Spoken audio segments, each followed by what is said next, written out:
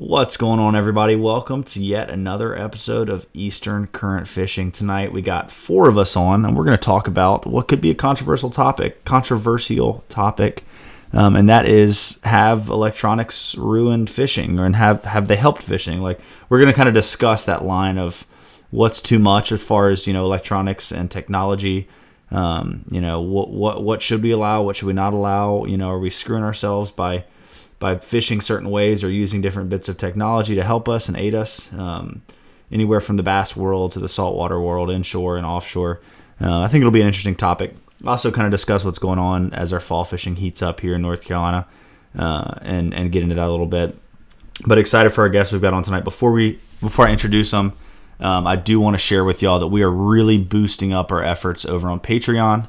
We're going to be doing a full-length podcast episode every week on Patreon that's just Patreon exclusive. So we've had extra content that's been kind of here and there, but we are guaranteed to putting out one new episode, full-length podcast episode every week on Patreon. So if you don't get enough podcast episodes over here on the podcast platforms and on YouTube, or you really like it, just go check us out on Patreon. You can do either $5 a month or $10 a month. It's your choice, or you can do a personal donation of however much a month that you want. But that will get you access to all of those extra podcast episodes, as well as a lot of other videos and stuff that we have over there on Patreon. So that just really helps, help support us and help support Eastern Current. We spend a lot of time, put a lot of effort into getting stuff out to y'all. I know this past summer we haven't been quite as consistent with everything, but we've just all been super swamped, and we're looking forward to fall where things are slowing down a little bit, where we can really pump out some good content. But like I said, if you want extra episodes every week, full-length episodes, go over to Patreon, check it out. We've already got 2 up right now that Michael and I recorded. We got some more coming at you. We've got a trout series going on over there. We talked about hard baits for speckled trout, soft baits for speckled trout, and we're talking about live baiting next week for speckled trout, and that's all going to be on the Patreon page. The link will be in the YouTube description as well as in the podcast show notes, so go check that out. That is enough of me just trying to get y'all's money. I'm going to go ahead and bring on the guests. What's up, guys? Hey, how's it going? We've got Daniel Avance in the top left. We've got Michael Bell in the top right. We got Jeff bottom right, and you got Jud Brock in the bottom left. So that's your introduction. We're going to get into it, guys. First off, let's talk a little bit about our fishing. What have y'all been up to? We've got 3 HPXS owners right here. 3 HPXS runners, and then we got an East Cape loser over here in the top right. Tell me all about it, man. I was down there today with you, obviously. Went and checked out that little feeder creek you showed me, and caught a couple in there, and found some belly crawlers way back in the creeks before that, and found some other fish out in the bigger water. It's kind of tough today, man. That cold front a couple days ago, I think, kind of shook things up a little bit and kicked in fall fishing. I know some guys have been catching them in the surf pretty good too. Yeah, for sure. I think everyone else down there had a tough day too, from what I heard. It's definitely been tougher. It's just such a transition time, and it's like those fish aren't not eating, but they're just doing different things. Like, you get so sucked into a certain pattern, and you're like, golly, the fishing's terrible, and then you like, your wheels kind of turn, and you have a couple tough days, and you realize the new pattern, like how it changes so much this time of year. I mean, I found fish today, that were upper slot, and they really didn't feed that well. And we found some fish that were lower slot and under slot, and they were fired up. They were hungry. Yeah, I love me some rats, man. Yeah, but those upper slot fish, man, they didn't really have anything to do with what we were throwing. So, right on. How about you and Jeff and Mike? Oh, I mean, I've kind of split my time the last week or so. So I've been fishing a lot of river stuff, and I can tell at the beginning of last week, that mullet runs really kicked in, and it's starting to slow down though. So in 2 or 3 day period, you could tell the amount of schools of mullet leaving, and the activity on the bait balls, had really condensed down to very specific areas, and that's where I was seeming to find most of my fish. And then, yeah, I mean, it was like a light switch when we had that cold snap come through on Saturday night. So, and then fishing up in the cleaner water around Wrightsville in that area, it seems like we just had a mass exodus of fish, and everything went right off the beach, So, I mean, there's still fish in the marsh, there's still fish in the creeks, but it's definitely not the numbers that we were seeing, 5 days ago for sure. So Yeah, I mean, I 100% agree with both of you. It's definitely a big transitional period, right? Mullet's starting to move south, and everything's kind of moving. And I would agree. I mean, big exodus of fish from the marsh for sure. It's been tough to kind of pattern the larger groups of fish, and most recently with that cold front, I had a really tough time feeding fish. I found a good number of fish in a few different groups, but every single one of them was just really tough and very skittish. We were targeting them with fly rods and some light tackle rods, but they were just not wanting anything to do with us. But it's just the way things go. I think now that a lot of this mullet has started to move on through, I think these fish will slowly start to kind of slide back in the marsh a little bit. I mean, of course, a lot of fish will be hanging out in the surf for the rest of the colder months, but a lot of fish will start to slowly move back into the marsh like we had in the summer. So For sure. we'll see. Hopefully some bigger schools of hungry fish start to show up. It's a fun time of year. Oh, sorry, what were you saying, Mike? Well, I was gonna say once the water temperature kind of equalizes a little bit, and we get past like this kind of pressure change, cold snap, everything gets like a week or two of kind of consistent cool temperatures, and it's kind of on that constant fall, not just like such a giant snap. Yeah. Of such a shock, because the night that we had that cold snap, we also had dead low tide in the middle of the night. I think a lot of that had more to play with it than kind of just mullet run and bait moving too. For sure. I think at one spot I saw a 12-degree temperature drop overnight.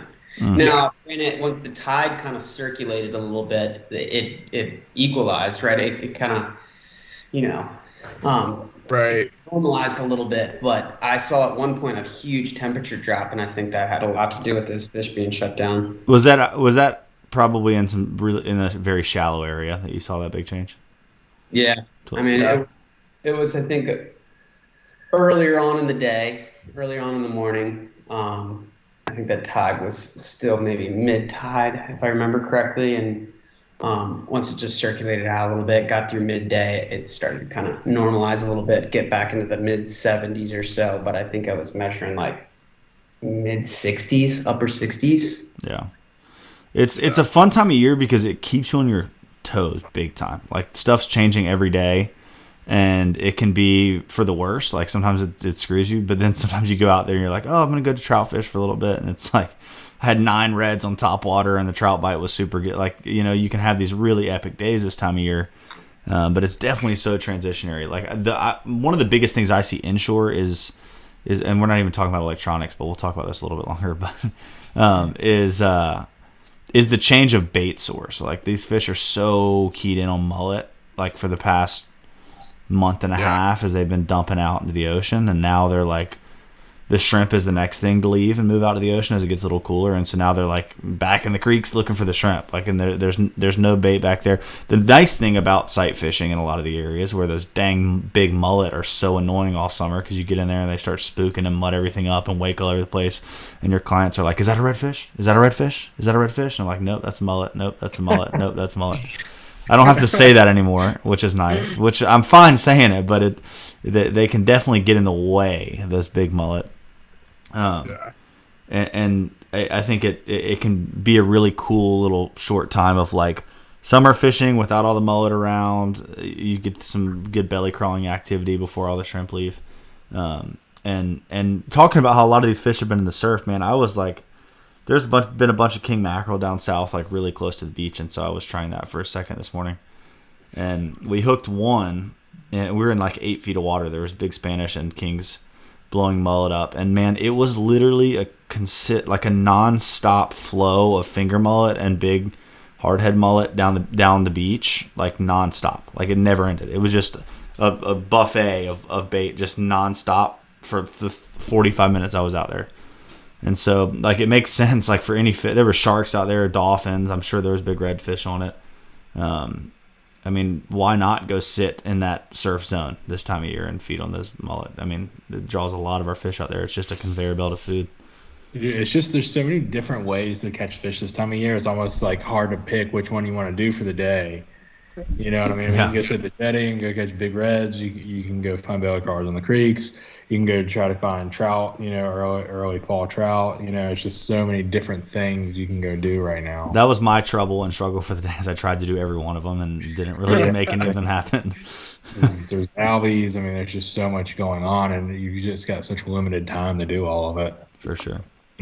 I think the biggest, like the funnest thing for me is right now I can pick up a topwater and it doesn't matter. Like summertime, you kind of focus that first thing in the morning. Right now, I mean, you throw a topwater, it doesn't matter. I mean, we were catching trout and redfish on topwater till 2 or 3 o'clock in the afternoon the other day, and that was the only reason because we had to end the day. It's literally all day long. They will feed looking up because they are focused on those mullet. So it's a great time of year for that too. I think it's like one of the funnest ways for me, at least, to catch them. Yeah, for sure. It's definitely fun to catch them on topwater.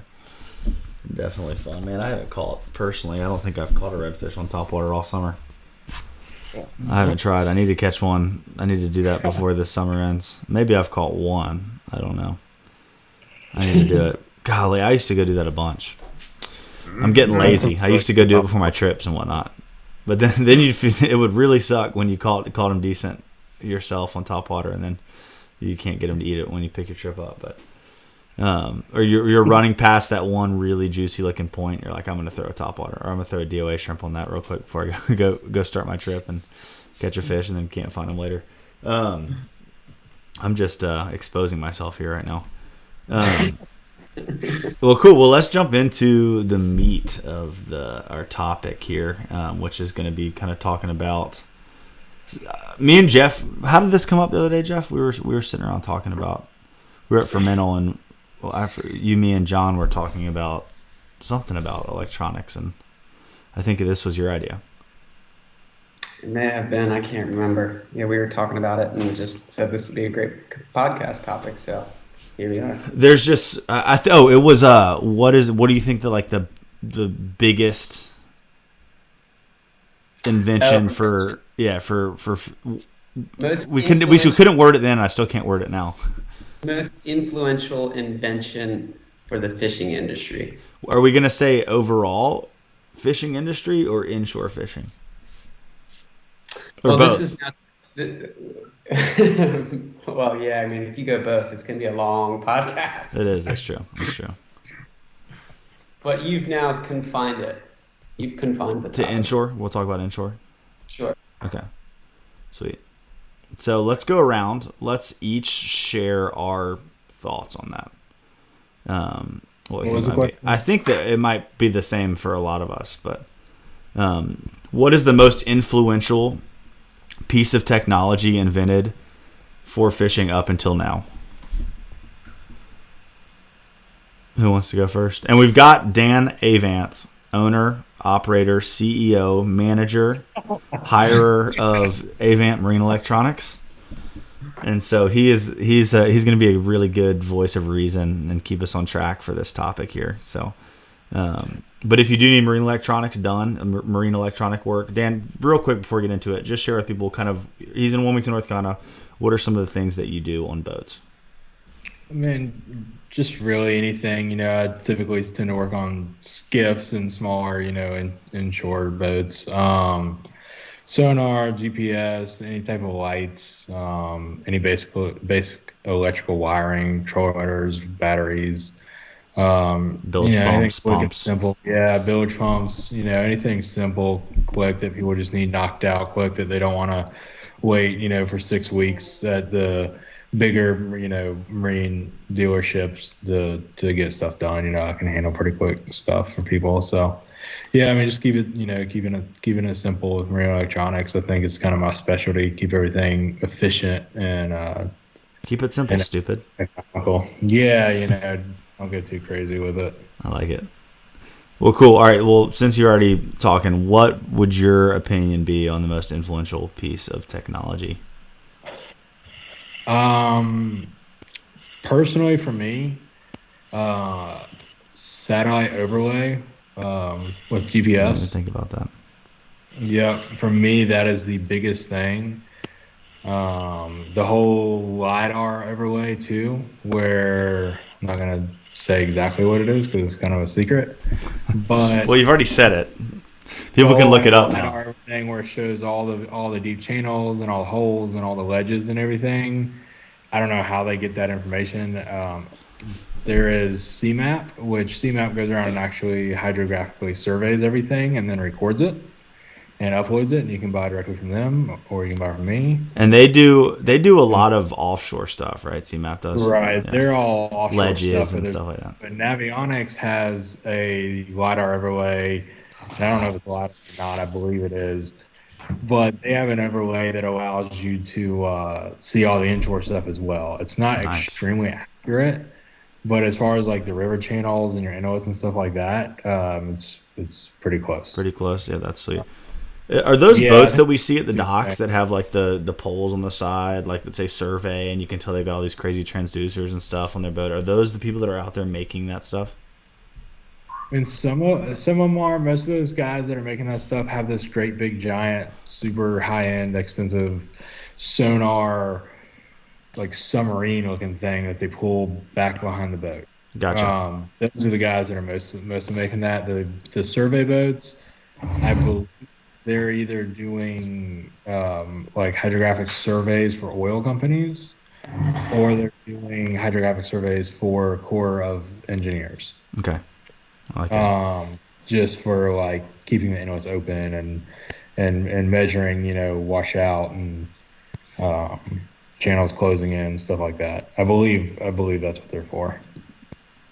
Heck The yeah. LiDAR stuff that you're talking about, though, that's actually really interesting because they're actually, I'm pretty sure, don't quote me on this, but I'm pretty sure they're actually using planes and they're covering a much, much larger area, much faster. So you can get much larger coverage maps than somebody actually going in a ship and tugging that torpedo behind the boat and surveying like that. Yeah, I have no idea how they actually get that information. You're probably correct if I imagine, but the LiDAR it's not that great for like the creeks and stuff. Sure. I mean, I've found some structure and some other stuff that I definitely did not know was there, and I would have never found it otherwise. Larger bodies of water, whether they're bays or rivers or lakes or Yeah, if the you ocean. want detailed information, yeah, it's going to be the rivers and stuff like that. If you're trying to look at, creeks that are 100 feet wide, it's not. I don't think it's very accurate. Yeah. I know.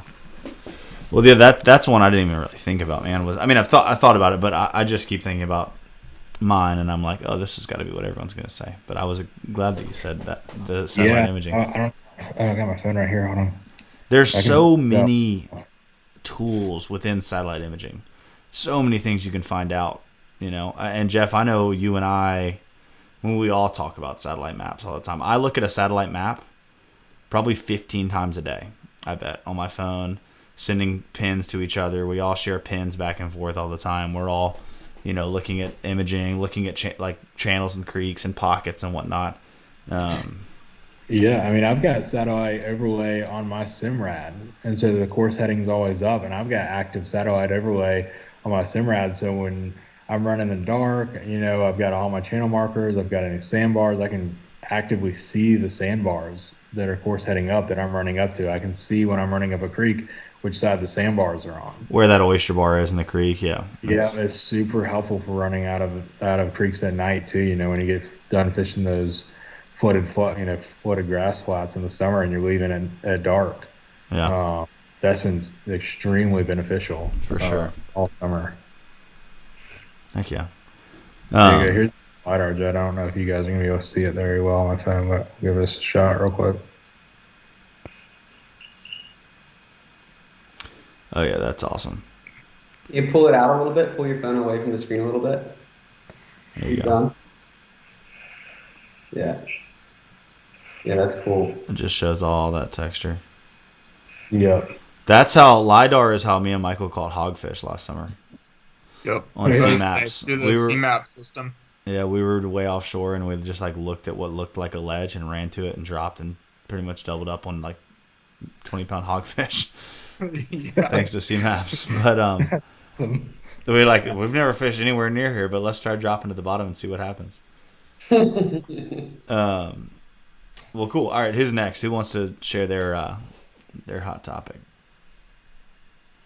I think for me, like, just thinking technology-wise, like, trolling motors have come, I mean, so far from the basic little, stern drive or whatever, just the effectiveness of sneaking up on fish, positioning your boat, putting you right where you need to be to make effective cast, or, circle around fish quietly without having to use push pole, being able to fish by yourself, covering water Anchoring quicker. without having to anchor. Yeah, exactly. I was gonna say, like, from those kind of things to now, like, hooking up to your Humminbird or your Lowrance or whatever and being able to follow a track to, anchoring whatever it is. I mean, just how effective you can make your time on the water, I think, has made a huge difference in the fishing world. For sure. 100%. 100%. That's my answer as well. I think on a day-to-day basis, what helps me catch more fish, more than any other thing on my boat, other than a fishing rod, is the trolling motor. And especially, I'm not talking about on my skiff, but more on my bay boat, like a 22-foot bay boat.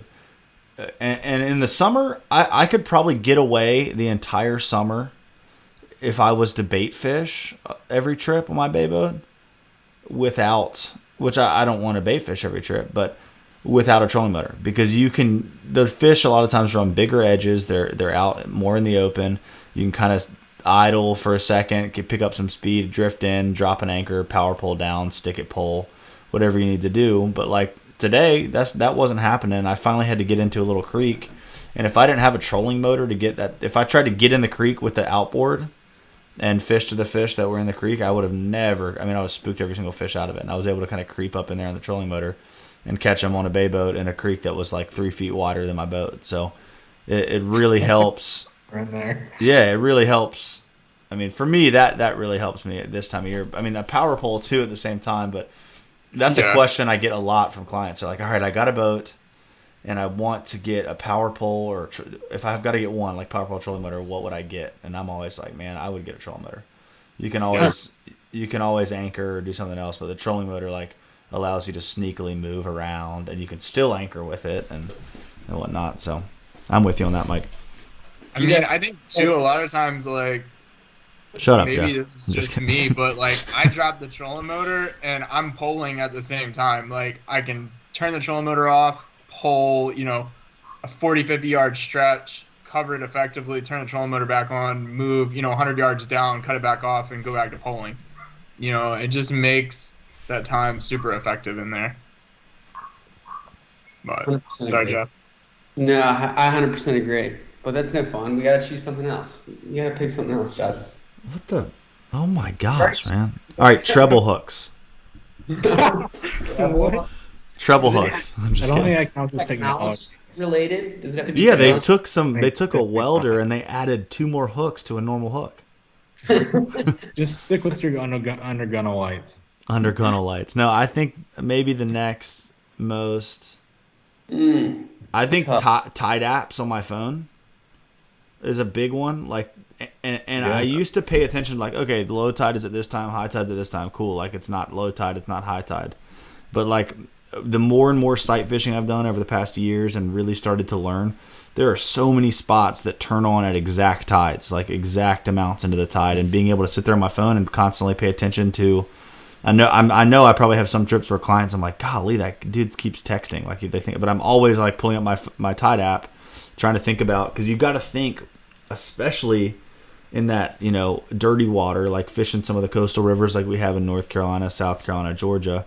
There is like a sweet spot, a sweet time in the tide for every spot that you like to fish. And you can't fish all your favorite spots on the same day. Sometimes you got to pick because they got the same times on the tides.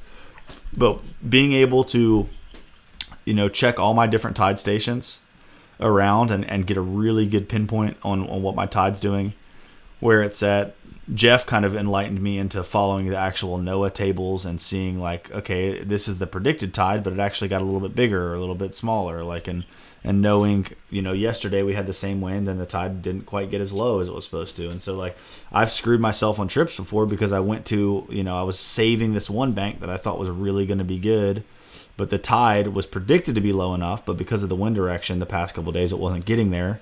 And I should have gone to fish another bank, and I didn't really get the shots that I thought I was going to get. And so I think being able to track the tide like really, really accurately, whether it's on your GPS or your phone or whatnot, is a pretty important one. For some, for trout fishing, I wouldn't say it's as much, but for those belly crawling, sight fishing, redfish, it's pretty important to me. Yeah, I mean, even Jud, even like topwater spots. I mean, I had spots today where we had really big fish blow up on the topwater. Lost one fish and Dan, we get it. You catch really big fish, all right? Yeah, really big fish. That's you're tied up. But no, I got this one, this one spot, and half tide to 3/4 rising tide is really, really good, But like anything below half tide is just too shallow. Anything higher than that, the fish just aren't really there. Yeah, it's crazy how they can just. I mean, they're just like moving certain areas at very specific times. Yeah. And then there's some spots where they just keep moving up and down those banks, like throughout the tide. It doesn't matter. You're not going to see them, but they're still doing the same thing. So that's pretty crazy. What about you, Jeff? You going last kind of sucks because you get some. I mean, yeah. So Daniel started off with satellite imagery overlay. Michael did the trolling motor. You did the trolling motor too, but when kind of gatewayed over to tides. Now what am I left with?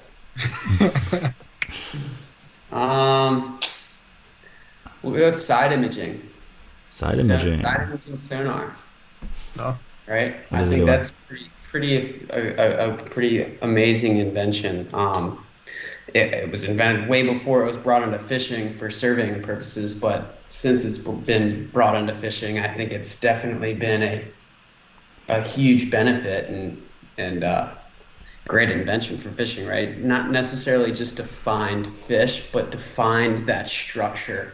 Being originally from, Annapolis area and fishing for stripers, they're very, very structure-oriented fish. So using that sign imaging to find those downfallen trees, those rocks, and just that structure where fish like to hang out, it can be really, really, really helpful. Just allows you to basically see 200 feet over to your left, 200 feet over to your right as you're slowly cruising and kind of pinpoint and drop pins of exactly where that piece of structure is.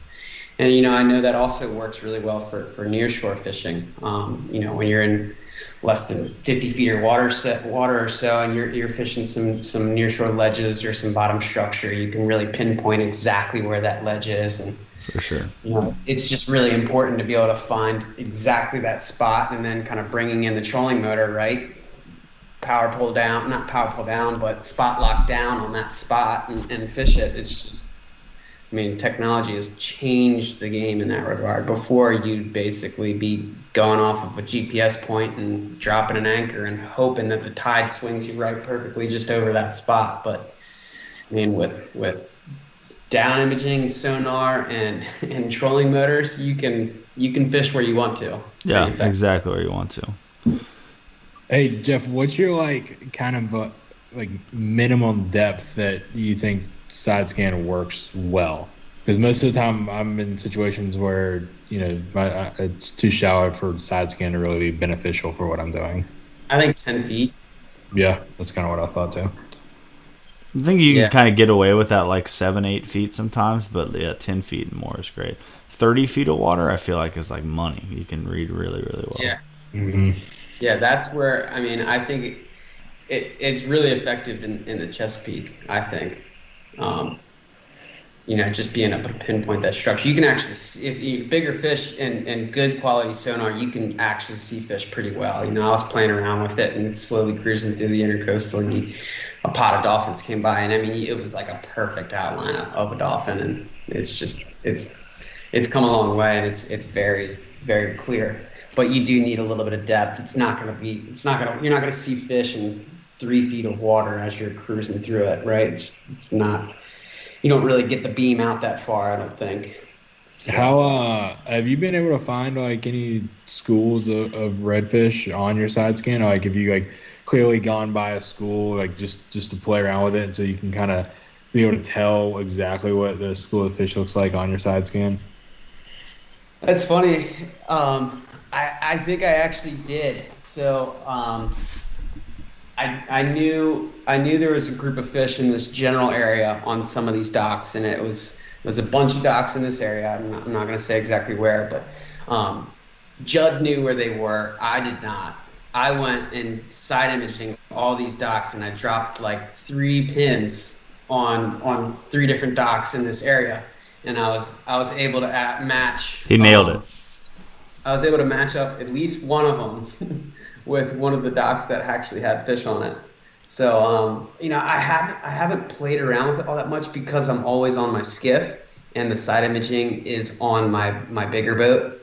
And Gotcha. most of the fishing I've been doing on that has been it's been near shore stuff and chasing albies. So around here for fishing, that's what I would primarily use. It would be trying to find redfish on docks. I think that would be really awesome to be able to do. But I haven't spent that much time working with it in that Yeah, sense. I've played around trying to find fish on the docks with it, and I just haven't gotten in this situation where I was like, okay, that's a school of fish. You know what I mean? Like, I've Yeah. seen stuff, and I'm like, that could be fish. They could not be, though, too.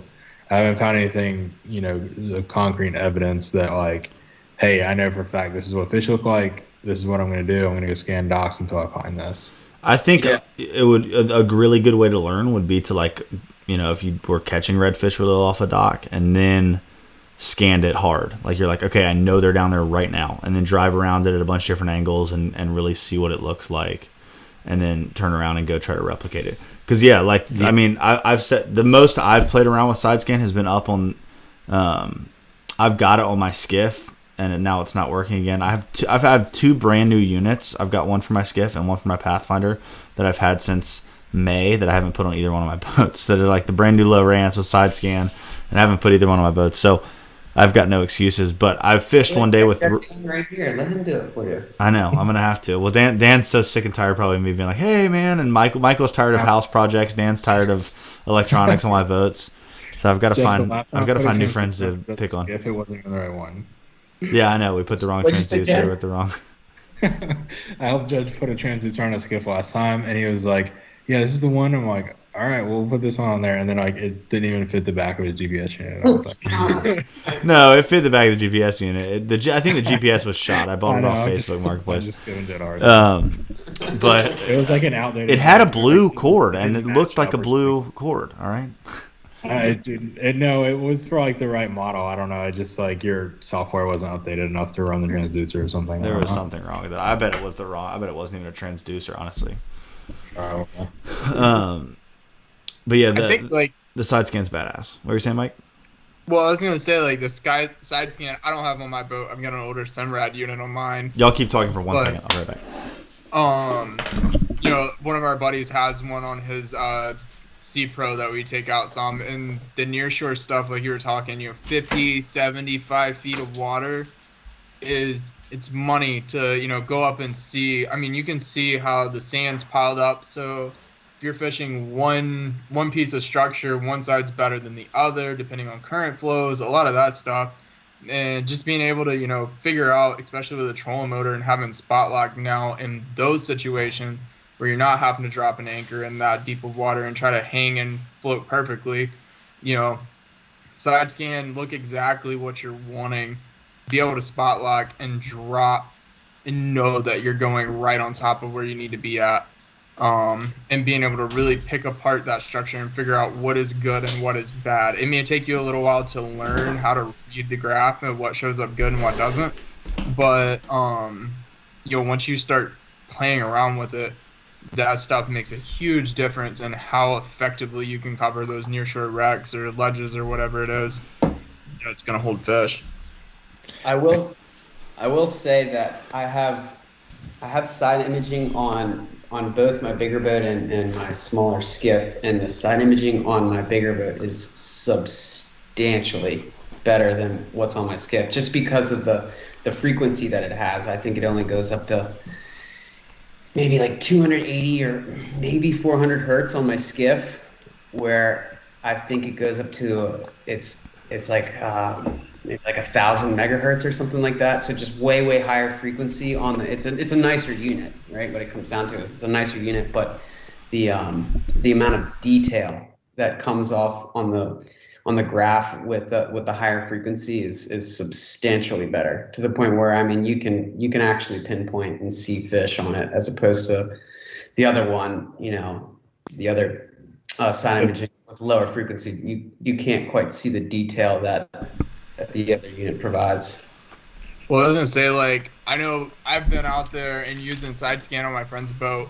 Like, we could visually see like a school of king mackerel sitting over top of a wreck, like on side scan. Yeah. Like, it will show you those fish, and it's like, if you can start that circle around what you're looking for, especially for structure oriented, but up off the bottom suspended fish, AJs, king mackerel, whatever it may be, and you make that wide circle at first with your side scan, you're probably going to be able to locate those fish and know what you need to do to put yourself in that right situation to be able to capitalize on them. Yeah.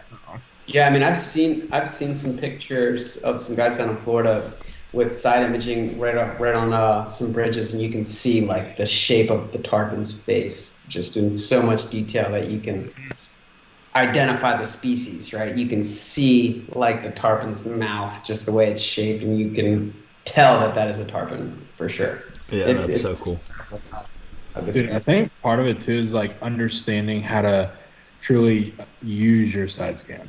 For sure. Because there's so many settings. I mean, I can't even remember all the settings, but there's all sorts of different noise rejections and how many hertz you want to use, and then how far you're shooting out, and your center line, and your offset. I mean, there's just an insane amount of settings for side scan that you don't have with traditional down scan. And I think it's really important to understand all that stuff. And you've got like spring back, and it's just so many different. Have y'all found a good resource to learn from with your when trying to learn side scan? Even in YouTube, is there a certain person on YouTube that? Yes, I have it saved on my YouTube. I'll see if I can find it real quick. I YouTubed it a while ago. I can't remember what I looked at, but it really comes down to starting there. But ultimately, you just got to go play around with it, right? Go out to some nearshore artificial reef and just start going over top of it and pinpointing some things, changing your settings, see what looks good, see what doesn't look good. Yeah. But I mean, right, different settings work better for different scenarios, whether you're in more deep or shallower water, whether you're moving really fast, whether you're moving slow and really trying to pick apart an area, whether you're just trying to cover ground and just see a general overview. The settings 100% matter. Yeah, that's very true. And you can change the colors even, so you get different contrast and whatnot. That's probably the most simple setting you can change. I'm talking about. Yeah. You can also change from red to yellow to blue to white. Yeah, it's all about the color. I'm just one of those old timey guys. I throw a bobber out there with a cricket under it, and if he gets bit, I know there's fish there. You know what I'm saying? That. I mean, Brad has a sonar masterclass on their YouTube channel. Who does? Simrad does. That's cool. Yeah, there's this other guy that like explained it really, really well. I think Salt Strong has one too. I can't find that one that was very good at explaining. So my friend shared with me that like a good way to explain it, because people always ask about it when you're looking at it. He's like, man, I tell people it's like if you're standing there with a flashlight and you're shining it out at that angle, and you get the shadow from the object and you get the detail from the light hitting the object. So you're kind of getting that detail on the side, and then you see that shadow that's further away from it. So like a fish is always going to have a shadow on side scan. It's going to be suspended up off the bottom, and you're going to see that shadow. And the distance that the shadow is away from the fish tells you how high in the water column it is. It's kind of the generic. But I mean, I've watched videos, and we won't get into like live target and Panoptix and whatnot too much on here, because it's not really relative. I'm sure there's guys out there catching fish using it in the inshore world, but I haven't really seen it take much of a, redfish, deep water. Most people aren't deep water red fishing. Like most people that are really serious about red fishing and like wanting to get better are shallow water fishing for them. And then trout fishing, maybe you'll see it in the trout fishing world a little bit, but just so much of it happens so much shallower than you're doing a lot of bass fishing. So I just don't see Panoptix in the inshore world really doing much. But in the nearshore world, I think it could. I don't know. I mean, I think a lot of it comes back to with like what you were saying earlier about like current and being able to fish and hold your boat and constantly being able to scan and look through an area. You're having to turn your trolling motor, and you can't turn your trolling motor in current. Right. Like we were talking earlier. I mean, there's just a lot. There's a lot more variables in the saltwater, inshore, nearshore world than what you're seeing out on a lake per se. Right. So that's very true. So, are there any other heavy hitters that we've missed as far as like big time changes? Because I want to get into the topic of like do we feel like this growth in technology in the fishing world is helping or is it hurting? And there's some other stuff when we get into that we can talk about, like social media and social media. We can talk about is it helping or hurting our fishery? I think technology itself is hurting the fishery. It's making it so much easier for the everyday weekend warrior to catch more fish, which, I mean, there's nothing wrong with that. But I don't think it promotes conservation as much as technology promotes itself and catching more fish. Right. I also don't think that people understand the recreational technology that we use it's not even close to what commercial harvesting companies use. And not inshore, primarily offshore. But I mean, the charter and purse seine fleets and stuff like that, man. I mean, the sonar they have, those guys are shooting out 400 or 500 meters out in front of them, looking for big schools of bluefin before they drop the purse seine around them. So I mean, I think that's a big deal. Yeah, I agree. I was on a bass fishing podcast. Well, I wasn't talking about bass fishing because I know nothing about bass fishing. But it was with some bass fishing guys, a guy that I had to come fish with me here named Alex Rudd. He's got his own YouTube channel and podcast and whatnot. And they were talking about this topic of, we got into like electronics and, is it helping and hurting fishing, and talking about, I completely forgot where I was going with this, but talking about live scope and whatnot, and talking about how, it doesn't, it's like, it's such a hard, I think it's just something that the whole world is going through in every avenue of, not just fishing, but just in everything. Like, we're constantly have more access. We're constantly getting better at what we're doing. Everything's getting easier and easier. And there's definitely a breaking point. And it's like, have we passed that breaking point yet? Are we on the cusp of it? Like, is it something we need to be aware of? So I don't know.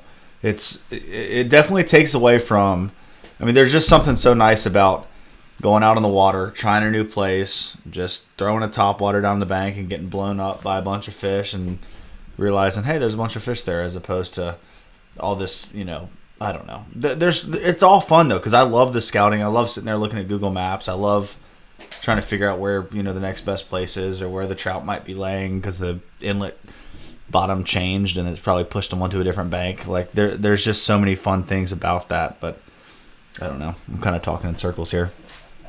Well, I mean, I think with kind of a simple way of looking at it is like, great power comes great responsibility. Like, we have this technology that we can go out and accomplish and be way more effective on the water, but using it to catch more fish is fine, but to catch more fish, take more fish home, we can't necessarily support that. So, you have to be minded of what you're doing. Yes, you're catching more fish. Everybody's catching more fish using that technology, but that doesn't mean just because you can go out and limit out every day, you need to go out and limit out every day. Like, you have to be more responsible on your own for taking that action and that step forward versus leaving it up to either a state mandate or whatever, depending on what you're fishing for, a federal mandate, for what you're doing. Take that personal responsibility a little bit too, more than just leaving it up to somebody else.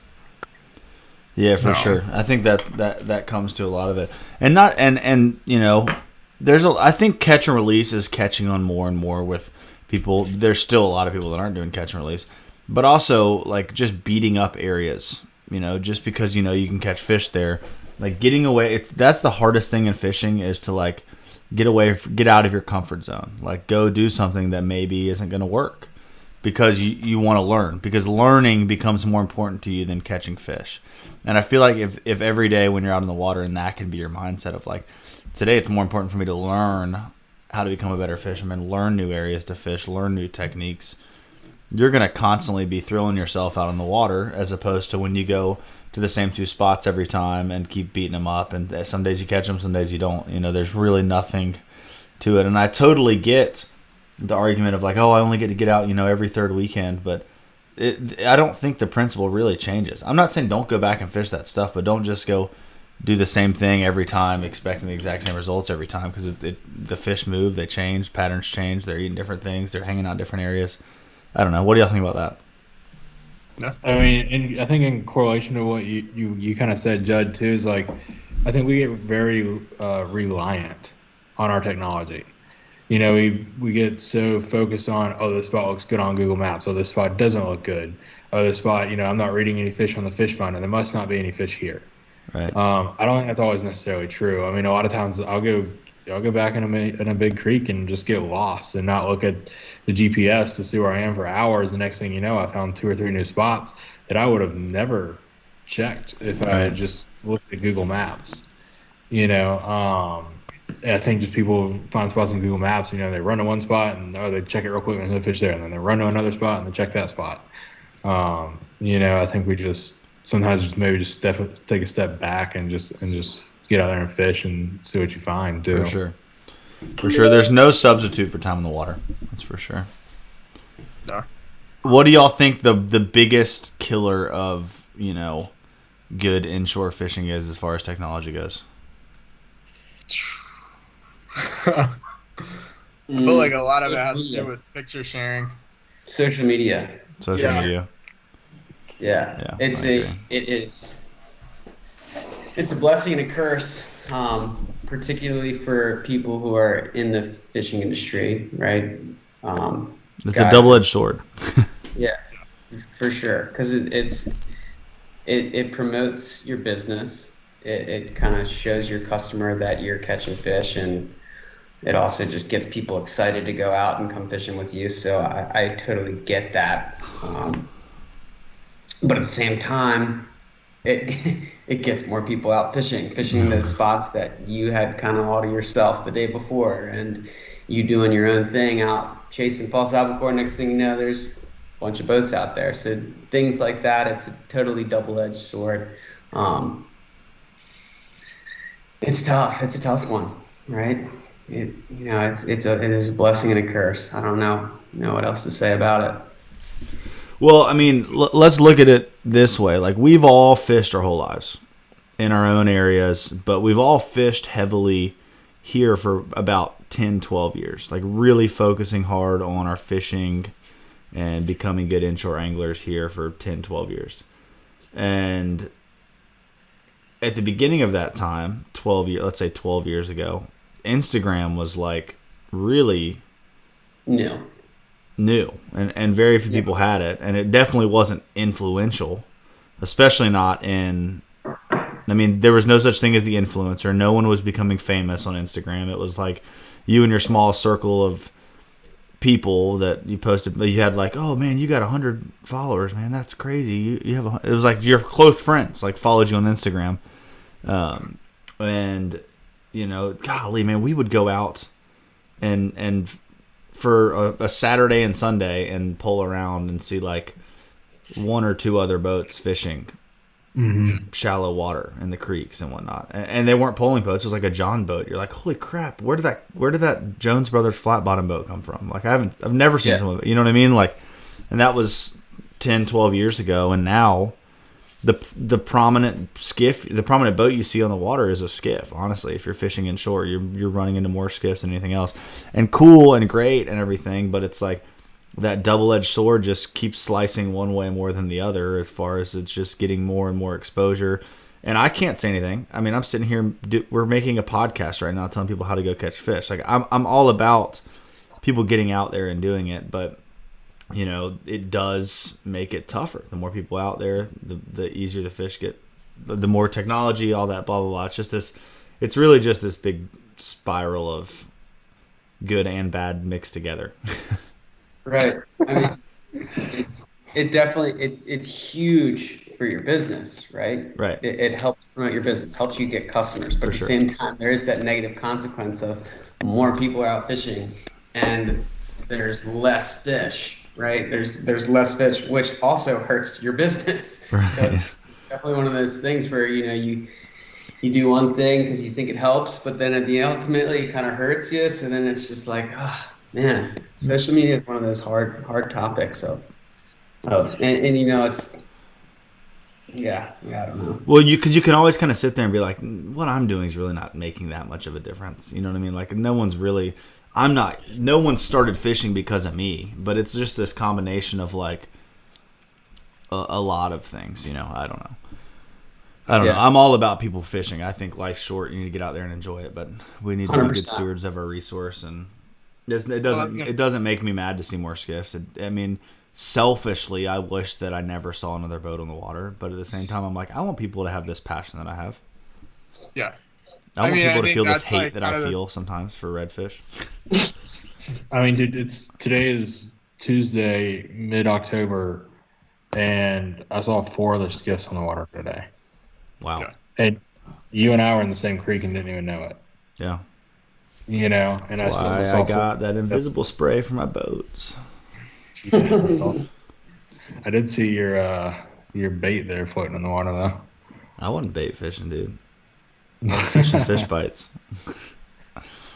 I'd be surprised if there was any bait left in there. They were smacking it. I wish I had some bait today. It was so tough down there. It was tough. That incoming was definitely the best. What would y'all say is... It's probably my last question here, but I think kind of round this out would be... what would you say was the breaking point for like this overflow of people inshore fishing? Like when did it blow up? 3 years ago. Yeah.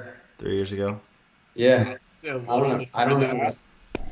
I don't know why, but I would 100% agree. I think it was 3 years ago. There was a boom. Yeah. Of brick. It was before COVID. It got popular before COVID. Yeah. No, COVID definitely, I think, was a big boom in the entire fishing industry, right? Bass fishing, nearshore fishing, inshore fishing, offshore fishing, all of it. But particularly inshore fishing with flats boats and you know, bay boats and skiffs and things like that. Man, it's like 3 years ago. It went from feeling like there was maybe 50 skiffs around to 200-300. Yeah. There's a lot. It's like I see a new Hell's Bay almost every other day. Yeah. That's so true. I mean, like from the time me and you started fishing in college together, Jud, you know, we were just figuring out what flat skiffs were because we were in it. You know, we wanted to learn. Then it was like once it kind of got past that point of... There was like 3 flat skiff companies in college when we were, you know what I mean? Then it was like, all right, everybody figured out, all right, I can get a cool, not necessarily a cool, but a very technical boat that I can trailer. I can fish where I live at. You know, I don't have to have $100,000 boat or $200,000 offshore boat or whatever. You know, it was more reachable to the general public to have that, you know, more technical boat for fishing. And I think once people started to see that, it just kind of slowly took off. And then it was like, you know, like I said, 3-4 years ago, it just went bananas. Who were some of the So- first big names that you think that really pushed it on social media, that really glorified it and kind of gave it the? Because I'm thinking one, Greg Deeney.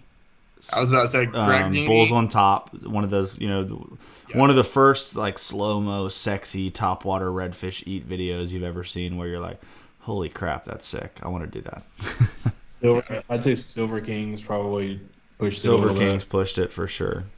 I'm gonna say a lot of your big like Keys fishing, Southern Florida fishing, charter captains, TV. David Mangum with all his cool creations. And not that there's anything wrong with this. I'm a huge supporter of what all these guys have done. But I think they're very responsible and were just big influential names in the rise of shallow water fishing. That would be the most badass documentary of following, dude, we got to do that. Following the rise of shallow water fishing and like how it became popular and like finding these people that were kind of some of the. That'd be a great documentary, actually. That would be a really cool documentary. That'd be really interesting. I wish I was a videographer. Pulling like Flip Pallet and a lot of those guys. He's an OG, but I wouldn't even make him. I wouldn't point. I don't think he was really. Do you think he was responsible for a lot of it? I don't know. Maybe he was. He was responsible for a lot of it, but just like he was the start of it, and from that, what he shared, what he passed down, got so many other people excited about it, and got that fire lit. So that I think social media is really responsible for a lot of it. I don't know what happened, but somewhere along the lines, it became cool. It became the new cool thing to do, and all these younger guys really started getting into it, and it became the new cool thing to post on your social media.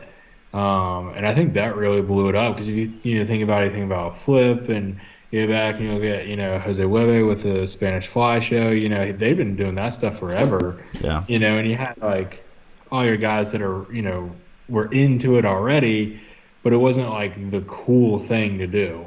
And now having a skiff and running around the marsh, catching fish on gurglers, I mean that's the new thing.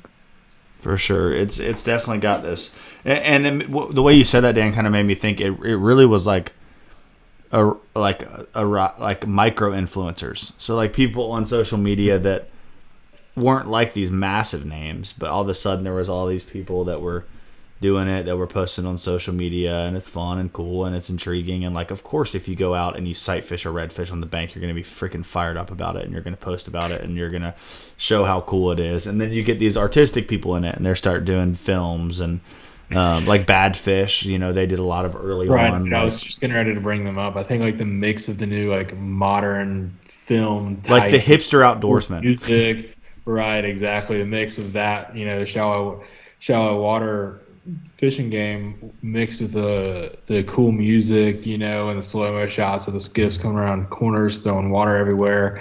I think, that's really made it, stuff like that has made my skiff doesn't throw water at all. It doesn't? I'm just kidding. Oh, you don't have a transducer on there. That's true.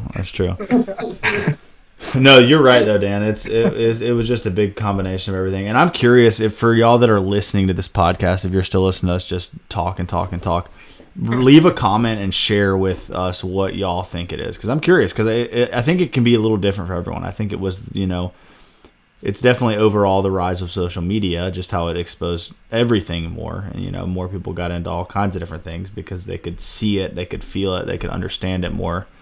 It was this era of like, no, you don't no longer have to like wait till Saturday morning to watch fishing on the ESPN. Like you can just pull it up on your phone real quick and watch cool content and whatnot.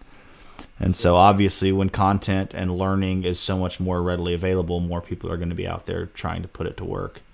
But share with me, like share with us on the comments, who was influential to you? Why did you get into fishing and kind of fly fishing or light tackle fishing? What kind of pushed y'all to get after it? And I think that might be one kind of cool way for us to end this. Maybe we'll go around and y'all kind of share real quick how y'all got into it, and then we'll finish it off. One other thing to add on to that. Oh yeah, go for it. Is also just like how how you can essentially get fishing reports off of social media. Oh yeah, that's a really good point. Like the when and the where, right? Where you have these, migratory species, for example, such as bull redfish or cobia showing up in places. You get these guys posting pictures like, all right, yep, we know they're there. We know it's generally that time of year, and all of a sudden you see a bunch of people posting pictures. It's like, they're there when they're there. So it's just like, that's very that true. one kind of bugs me a little bit, just because it's like, maybe wait a little bit. Then not everybody would know when and where. So just, I don't know. Most definitely. And it's like, go ahead. It's like once one person posts, you're like, I want people to know I'm catching them too. I got to put it up there. Like, we've caught some. Check it out. We've caught a bunch. We've caught a bunch of cobia. Totally. No, I get it. Double-edged sword. Double freaking edged. Oh man, depressing topic tonight. It's almost like people have to catch more fish to post on social media to show how good of a fisherman they are. Yeah, I struggle with that, man. I do the same thing. Like I post for my clients, but a lot of times too, I'm like, I want the other guides out there to know I can catch fish. Like, I definitely struggle with that. That's one of my biggest struggles with social media, and that's why I've been trying to delete it from my phone a bunch, is because I compare myself to other fishermen around me. Like, I'm like, dang, he caught more fish than I did today. Like, I thought I had a good day and they caught more. Or, I caught more. Look at me. I did better than everyone else today. Or, how the heck did he catch fish today? It sucked. Like, I can really find myself getting totally sucked into scrolling through people's stories and comparing my day to others instead of just really focusing on doing the best I can do that day on the water. So, good acknowledgement. Yeah, I'm really good at acknowledging it, but it doesn't mean it doesn't happen still. Well, first step is acknowledgement. It is. Hi, my name's Jud, and I'm addicted to scrolling. Oh, man. I think if we get into our stories of how we got into fishing, that's going to be like another 45 minutes, don't y'all? Dude, this is going to be like a 5-hour podcast. Yeah, that's true. Are we about to... like 12 years ago. Are we about... God, what's all the way out of the bagel shop. So me and Dan, we met when we worked at Beach Bagels.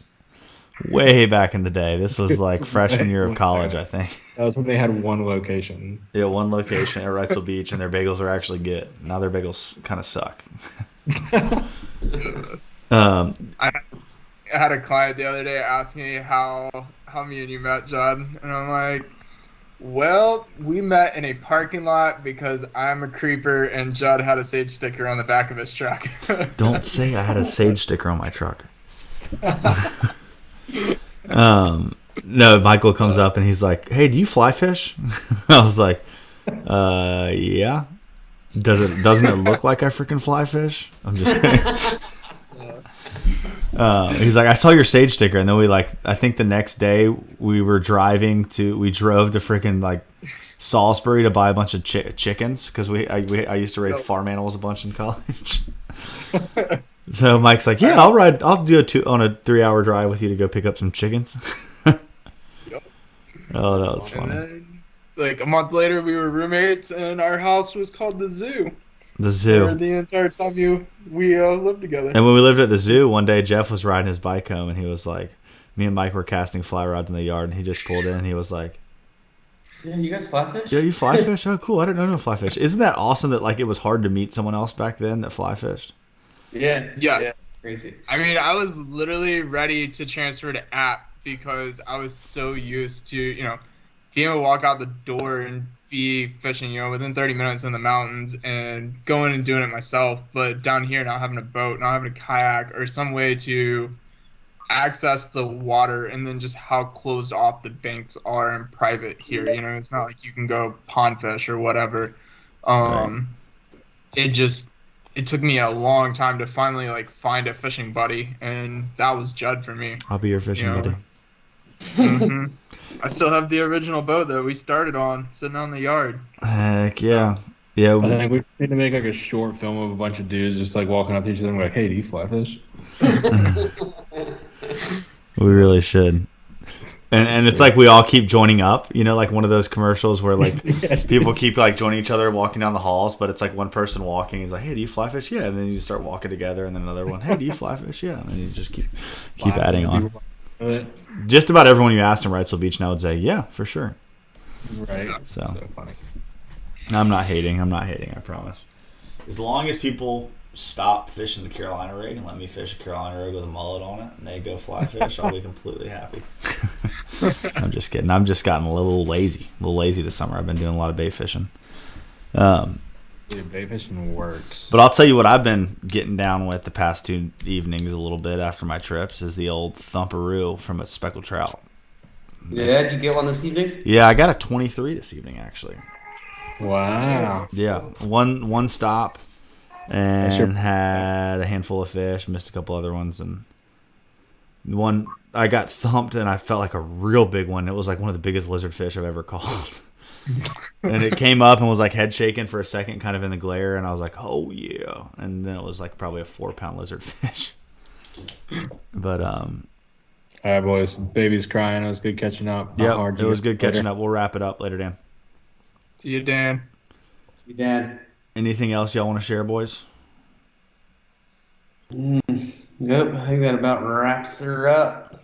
Yeah. It sure does. What are y'all most looking forward to with fall fishing here?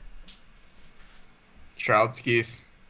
Trout I'm ready. I skis. don't know. I'm just like, we had such a good year like 2 years ago, and then last year was just so slow. Like they showed up, they were gone, they were here, they were gone, they were super, like very hard to find. Like when you found them good, but then it was like you may not find them again for a week or something. They were just kind of spotty everywhere. I'm calling a repeat. Do you think Do it's what? gonna be like that again? Mm-hmm. I do too. I think it's gonna be like Yeah. that again. Unfortunately, I don't know. I think next year might be good. I don't know. It's too early to tell, but I think this year's gonna be a repeat of last year. Well, unfortunately, the Farmer's Almanac, and I'm a pretty big believer. The Farmer's Almanac is calling for a very, very, very cold winter. That's the sad part. So Well, yeah, it's supposed to be El Nino. El Nino. That's what I want to name my next daughter. El Nino. This is my daughter, El Nino. This is my daughter. Yeah, I think it is supposed to be a pretty That's cold windy, winter. right? Like a windy winter.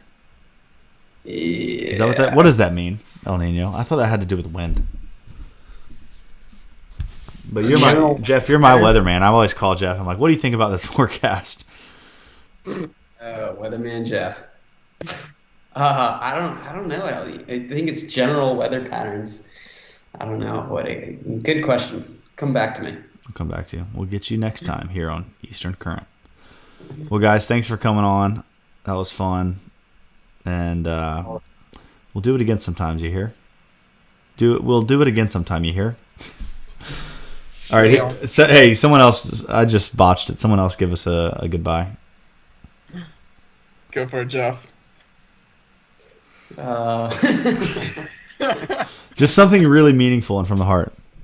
Hey, you know what? Stay tuned for next time on Eastern Current. We thank you guys for tuning in. Amen.